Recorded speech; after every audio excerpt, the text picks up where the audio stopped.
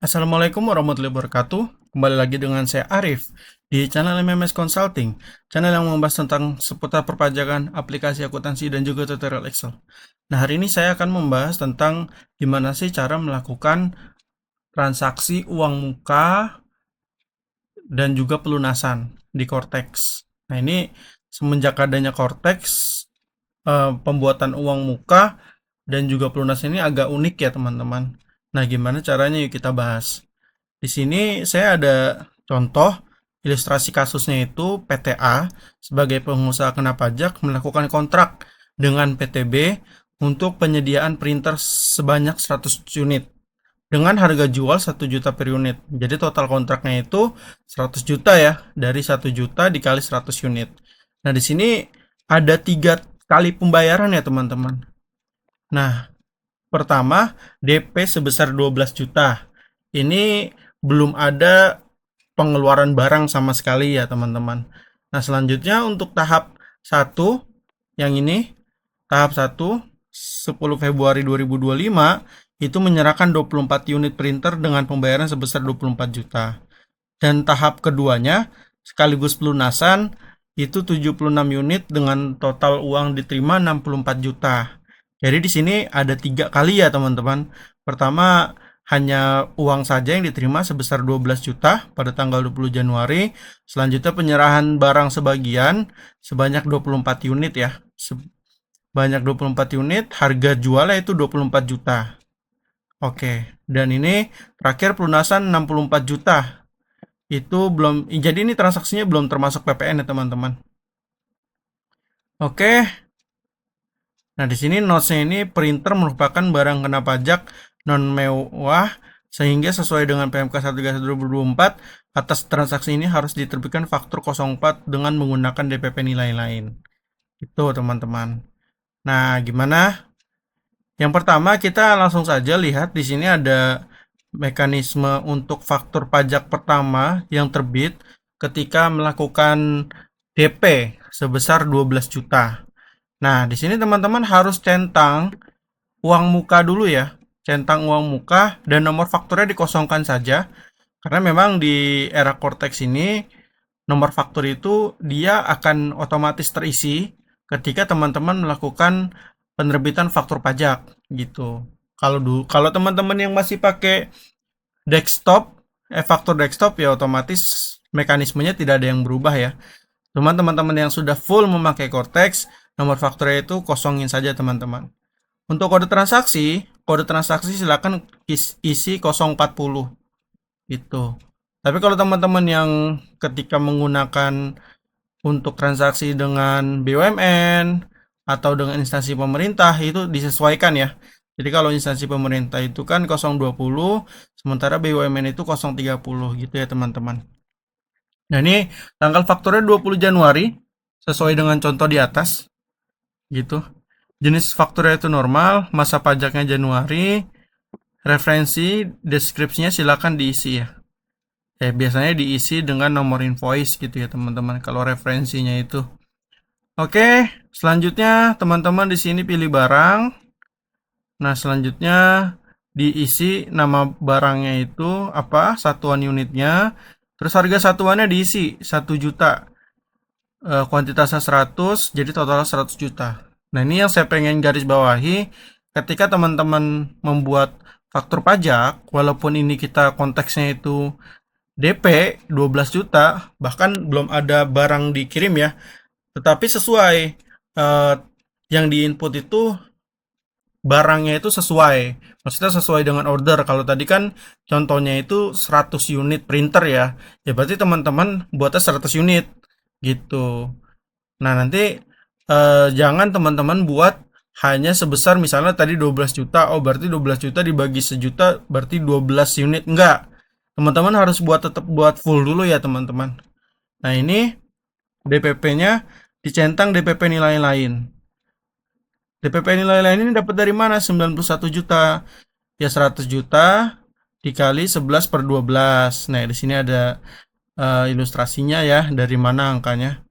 Oke, PPN-nya tetap 11 juta. Gitu. Nah, ini langsung klik simpan saja.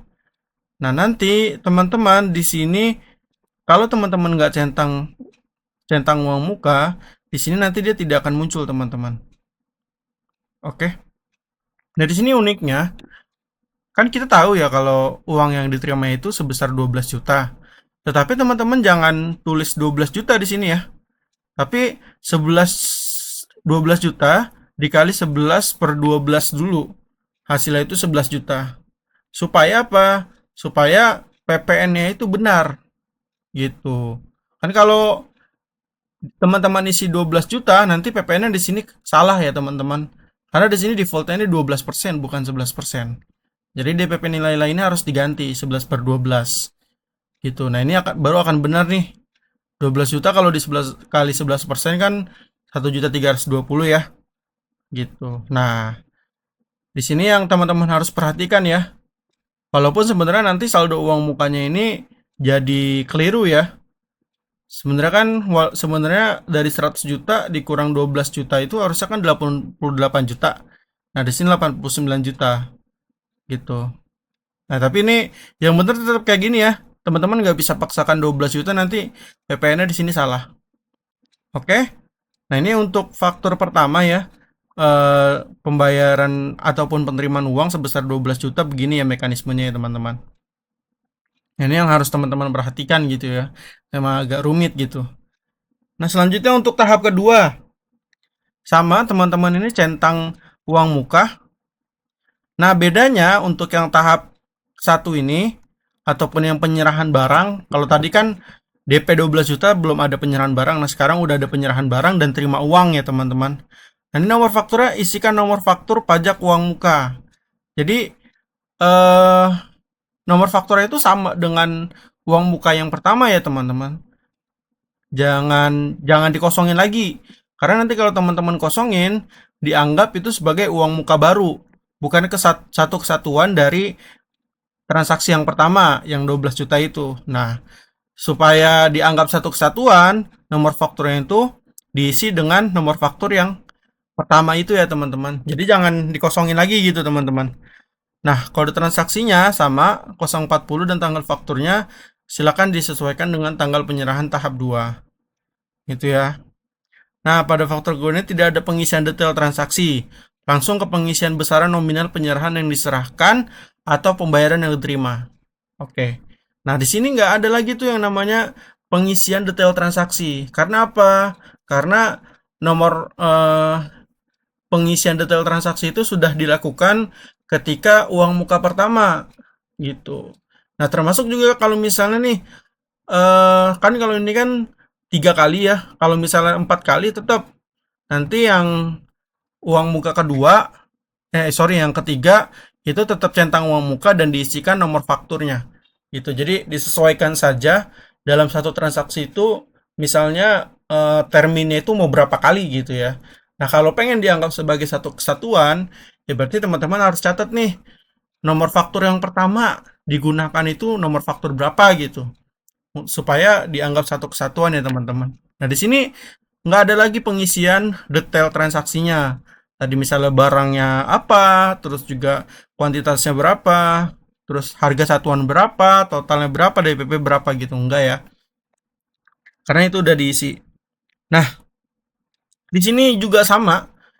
Jadi kalau kita lihat misalnya di sini tadi 12 juta, DPP nilai lainnya itu kan 11 juta, berarti yang diisi itu 11 juta. Nah, untuk yang 24 juta juga sama, teman-teman. Jadi, nggak bisa teman-teman diisi di sini 24 juta. Tapi, 24 juta dikali 11 per 12. Ya, nah, itu hasilnya 22 juta. Nah, ini yang teman-teman harus ketik di sini secara manual ya. Gitu. Oke. Nah, nanti di sini dia akan mengikuti tarif 12% ya. 12% kali 22 juta. Gitu. Nah, ini untuk yang tahap kedua. Jadi 24 juta itu tidak diisi 24 juta tapi 11 per 12 gitu ya. Nah, ini kan kalau misalnya 12 juta ditambah 24 juta itu kan 36 juta ya. 36 juta di sini berarti harusnya itu juga tidak sesuai sebenarnya. 36 100 dikurangin 36 itu 64 juta. Nah, cuman di sini kan 67 juta. Tapi ya mungkin dari pihak pajak juga udah tahu mungkin ya. Ini uang muka itu dan down payment satu itu harus dibagi ya. Dibagi 12 dikali 11. Kebalikannya gitu. Kalau kita pengen dapat DPP nilai lain kan kali 11 per 12. Nah, kalau misalnya kita pengen tahu fullnya itu berapa, ya, bukan DPP nilai lain, tapi harga jualnya ya berarti dibagi 12 dikali 11 gitu ya teman-teman. Kebalikannya gitu. Nah, ini untuk yang kedua, untuk yang tahap kedua ya teman-teman, seperti ini pengisiannya. Nah, untuk selanjutnya yang pelunasan terakhir teman-teman. Nah, di sini agak beda sedikit. Ketika teman-teman membuat faktur pelunasan, ya teman-teman centangnya jangan uang muka lagi ya, tapi pelunasan teman-teman.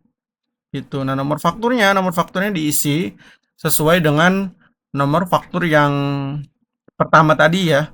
Tadi yang seperti saya bilang bahwa kalau pengen dianggap sebagai satu kesatuan, ini DP-nya, ya teman-teman harus menggunakan nomor faktur yang pertama gitu. Nah, ini tanggal penyerahan tahap kedua.